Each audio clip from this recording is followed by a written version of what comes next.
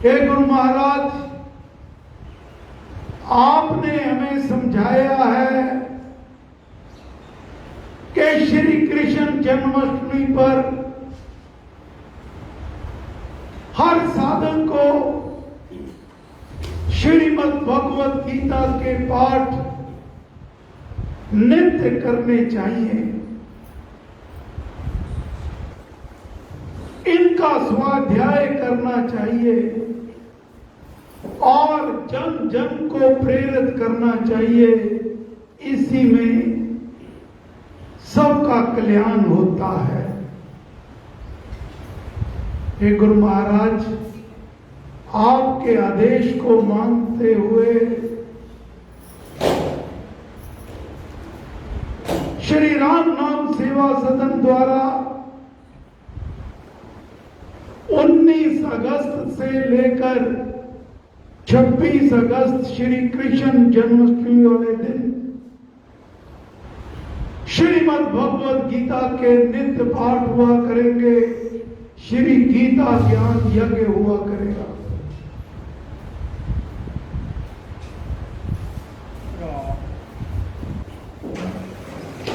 महाराज फरमा रहे हैं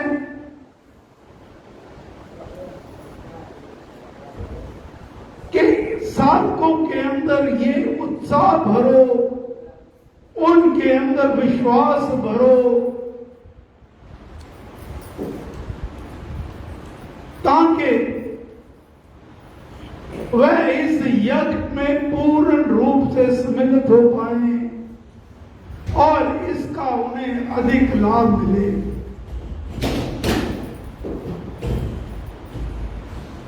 गुरु महाराज के अलावा और कोई नहीं मुझे तो नजर आता यो हमारा मार्गदर्शन करे कि ये श्रीमद् भगवत गीता का महत्व क्या है। तो मैं गुरु महाराज की वाणी का सहारा लेकर प्रयास करूंगा आने वाले 2 रविवार की सभाओं में भी कि श्रीमद् भगवत गीता के महत्व क्या है। गुरु महाराज ने भक्ति प्रकाश में फरमाया है,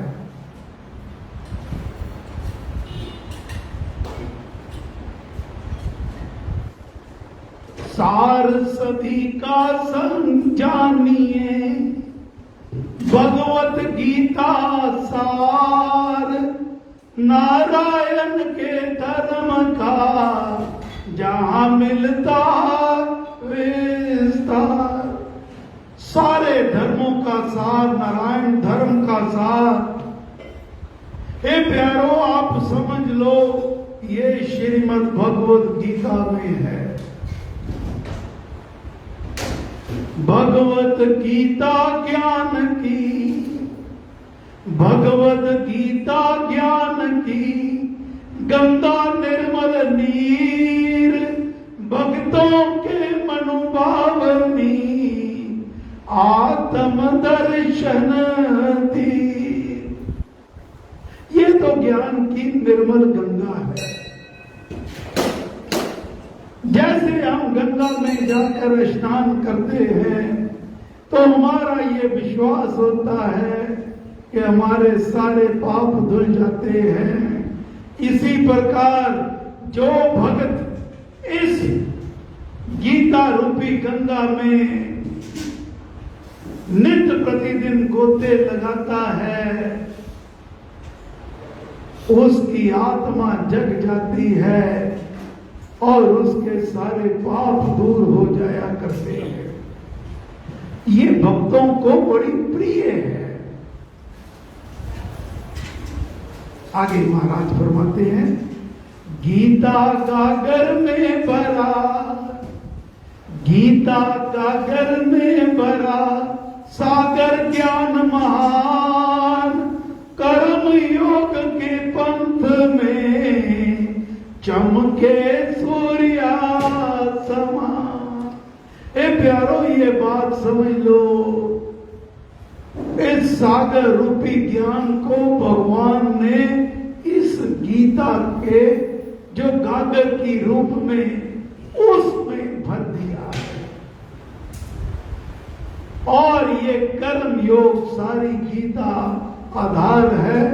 कर्म योग कहीं महाराज ने नहीं कहा कि चोला पहन लो और कर्म त्याग दो। गृहस्थ का कर्म करते हुए, चाहे वो राजा है चाहे वो आम जन है, उसको अपना कर्म तो करना ही होगा। हम किसी भी जाति में वंश में जन्म ले लें, ब्राह्मण हैं, शूद्र हैं, वैश्य हैं, क्षत्रिय हैं, सबको अपने अपने कर्म तो करने ही होंगे। यही गीता का आधार है। इसीलिए महाराज ने कहा कर्म योग के पंथ में चमके सूर्य समान। जैसे पूरे सृष्टि को सूर्य अपनी रोशनी से चमका रहा है, हमें सबको प्राण दे रहा है, इसी प्रकार इस कर्म योग में श्रीमद् भगवद गीता सूर्य के समान अद्भुत ग्रंथ है। महाराज फरमाते हैं श्रीमद् भगवद गीता हिंदुओं के ज्ञान निधि में एक महामूल्य चिंतामणि रत्न है। साहित्य सागर में अमृत कुंभ है और विचारों के उद्यान में कल्पतरु है। एक एक शब्द बहुत बहुमूल्य है। संत श्री नर केवल बेदी जी महाराज फरमाया करते, हम कई बार संतों की वाणी का अनर्थ कर देते। वंदना इतनी उम्र हो गई, किसी को 20 साल हो गए, किसी को 10 साल हो गए, किसी को 30 साल हो गए, वंदना का नमस्कार सप्तक का पाठ भी ढंग से नहीं कर पाते। जो शब्द है उसका उच्चारण महाराज कहते, जब आप प्रणाम को प्रणाम बोलते हो मेरे कानों को भूंडा लगता है। ज्योतिर्मय जगदीश है, वो ज्योतिर्मय जगदीश है बोलते हो, महाराज कहते मेरे कानों को भूंडा लगता है। कितनी बार उनकी बात मैं अपने प्यारों को समझाने का प्रयास करता हूं, लेकिन फिर क्यों नहीं उस पर अमल होता, तेरियां सोचा नहीं करता। महाराज कहा करते, स्वामी जी महाराज ने जो वाणी है ये अवतरित है, दिव्य वाणी है। कहां कौमा है, कहां फुल स्टॉप है, कहां पूर्ण विराम है, किस शब्द का क्या भाव है, उसका कोई ना कोई अर्थ है।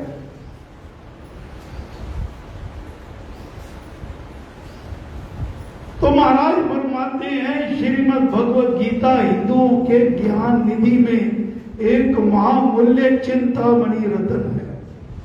चिंतामणि रत्न क्या होता है? ये एक ऐसा रत्न होता है जो आपकी हर इच्छा पूर्ति कर सकता है।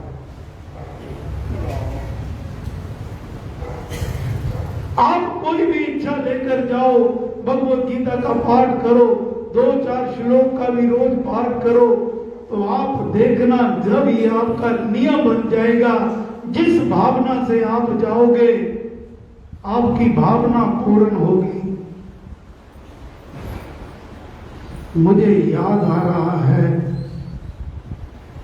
1999 हमने श्री राम शरणम के लिए जगह का बयाना दिया था। उस समय 7.25 लाख में रजिस्ट्री हुई थी, बहुत बड़ी रकम थी।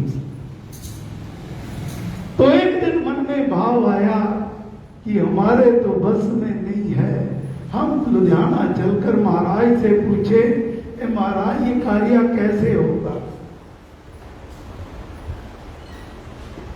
संत तो आपके भक्त के मन को जानते हैं, उनसे कुछ पूछा भी नहीं, हम जाकर बैठे तो महाराज की जो वाणी श्रवण होने को मिली। महाराज ने कहा, श्रीमद् भगवत गीता में भगवान श्री कृष्ण चंद्र जी महाराज कहते हैं, मैं प्रण लेता हूं, जो भी शुभ कार्य आप संकल्प लेते हो उसका पूरा करने की गारंटी मेरी होती है। तो ये चिंतामणि रतन क्यों ना हुआ? बिना कहे वो आपके दिलों की बात जान जाते हैं। महामूल्य चिंतामणि रतन है, साहित्य सागर में अमृत कुंभ है, अमृत का कुंभ है। और विचारों के उदान में हमारे विचार जो हैं एक बगीचे की तरह इधर उधर फैलते रहते हैं, लहराते रहते हैं। उसमें कल्पतरु है, कल्पतरु होता है ये भी इच्छा पूरी करने वाला वृक्ष। उदान होता है बाग बगीचा। सत्य पथ के प्रदर्शित करने के लिए संसार भर में गीता एक अद्वितीय और अद्भुत ज्योति स्तंभ है। अद्वितीय होता है अनोखा, बेजोड़, जिसके बराबर भी कोई नहीं, उसके समान भी कोई नहीं, उससे बढ़कर तो कहां हो सकता है। श्रीमद् भगवत गीता में सांख्य, पतंजलि और वेदांत का समन्वय, ये तीनों प्रतिक्रियाएं हैं। सांख्य होता है वास्तविकता को जानने के लिए विश्लेषण करना। जैसे हम कोई करें, ये इसमें प्लस करा ये हो गया, इसका माइनस करा ये हो गया, और अंत में सार जो बच गया वो ये है सांख्य ज्ञान की विधि। और इसी प्रकार पतंजलि ये भी एक विधि है योग सूत्र में मन, बुद्धि और इंद्रियों का संयम करना। और वेदांत होता है वेदों का सार। इन तीनों का ये बड़ा अनोखा मेल है, समन्वय है। इसमें ज्ञान, कर्म और भक्ति की अपूर्व एकता है। आशावाद का निराला निरूपण है। कर्तव्य कर्म का उच्चतर प्रोत्साहन है और भक्ति भाव का सर्वोत्तम प्रकार से वर्णन है। कैसे भक्ति होनी चाहिए? भगवान कृष्ण ने कहा, अगर आप देवों की पूजा करोगे तो देवों को पाओगे, भूत प्रेतों की पूजा करोगे तो उनको पाओगे, अगर मेरी पूजा करोगे तो मुझको पाओगे। तो फैसला हमने करना है, भगवान से मिलना है या और जो समाज में चल रही हैं बातें उनकी तरफ जाना है। उन्होंने कहा, भगवान ने कहा, हे अर्जुन, तू मेरा अनन्य भक्ति कर, अनन्य भक्त बन। और जब अपना ईश्वरीय रूप दिखाया, विराट रूप दिखाया, तब कहा, ये मेरा विराट रूप ना जप से, ना तप से, ना किसी उपवास के फल से, ये दुर्लभ देखना दुर्लभ है। ये केवल और केवल अनन्य भक्ति से प्राप्त हो सकता है। जिसकी अपने इष्ट श्री राम के प्रति अनन्य भक्ति हो, केवल मेरा तू ही तू है राम। मीरा ने कहा, मेरो तो मृत गोपाल दूसर नहीं कोई।